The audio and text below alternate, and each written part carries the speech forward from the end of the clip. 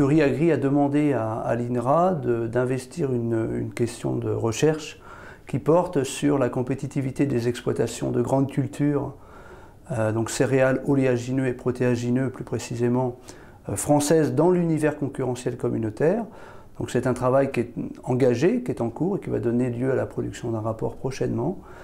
C'est un travail qui porte sur les données du réseau d'information comptable agricole, donc c'est une base de données à la fois du ministère de l'Agriculture et de la Commission européenne, et qui permet de nous fournir, qui nous fournit des informations sur la structure des exploitations, sur leurs résultats économiques et sur leur situation financière de manière pluriannuelle. Alors dans le travail qu'on réalise, on mobilise les données sur 16 années, en euros constants de la dernière année, pour être en mesure de chercher, d'identifier les forces et faiblesses des exploitations françaises par rapport aux autres. Sur le plan structurel, d'abord, nos exploitations céréalières ont à peu près 120 hectares. Si on raisonne en 2009, nous avions des données un peu plus anciennes dans l'étude, mais aux alentours de 120 hectares, ce qui les situe nettement en retrait par rapport au Royaume-Uni, qui sont plus proches de 170 hectares, ou de l'Allemagne.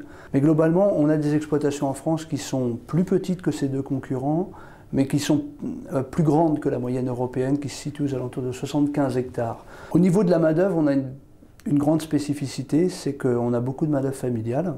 Donc en gros, il n'y a que 13% de la main-d'œuvre de ces exploitations qui relèvent du salariat. Nous sommes aux alentours de 35% au Royaume-Uni et 45% en Allemagne. Donc, qui dit plus grande présence de main-d'œuvre familiale dans nos structures, dit un peu plus on va dire de souplesse par rapport à l'organisation des transitions d'une génération à l'autre, mais dit aussi un peu plus de rigidité par rapport à l'ajustement entre la quantité de travail qu'on peut avoir dans l'exploitation réelle et puis la main-d'œuvre disponible. La valeur de la production agricole, donc sans les aides, la valeur de la production agricole par emploi agricole, sur les 5 dernières années, ne progresse plus.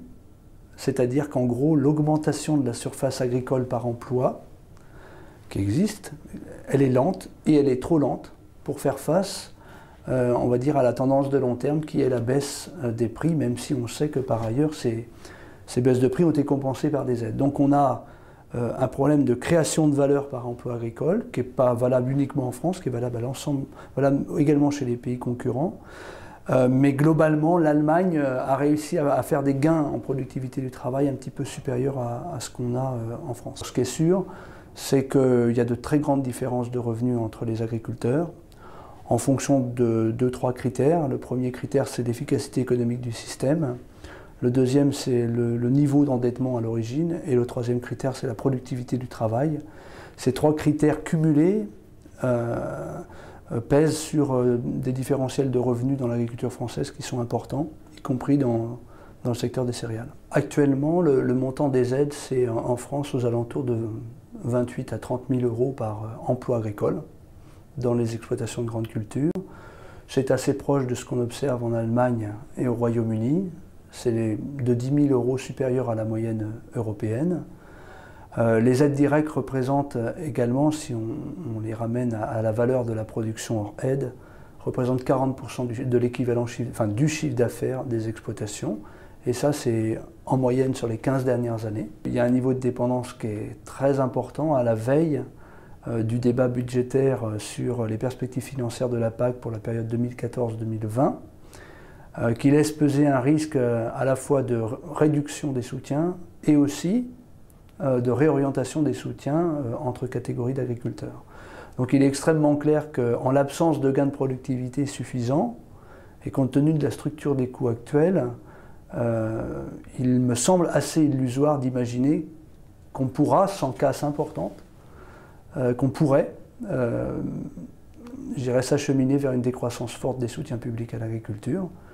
Les soutiens publics sont très importants, on le sait, en élevage, ils le deviennent aussi en grande culture compte tenu des différents éléments qu'on peut mettre en évidence sur les 5 dernières années. Je pense que la France est capable de retrouver des sources de compétitivité dans sa céréaliculture, mais la question première, c'est évidemment de savoir si les capitaux mobilisés dans les exploitations sont utilisés pleinement ou s'ils sont utilisés partiellement. il y a eu beaucoup d'investissements dans nos exploitations. Et en comparant avec ce qu'on observe dans les autres pays, la tentation serait de dire qu'on n'utilise pas pleinement tout le capital mobilisé. Donc c'est à la fois une force pour anticiper quelque part les possibilités de demain de contracter nos coûts, mais c'est aussi une faiblesse momentanée parce que ça pèse fortement sur le revenu des agriculteurs français par rapport aux revenus d'autres pays concurrents.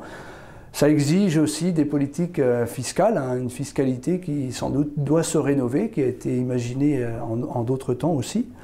La loi de modernisation agricole doit être l'occasion de prendre pleinement, je dirais, en compte ces éléments objectifs qui conduisent à dire que notre charge de la dette est quand même assez importante maintenant.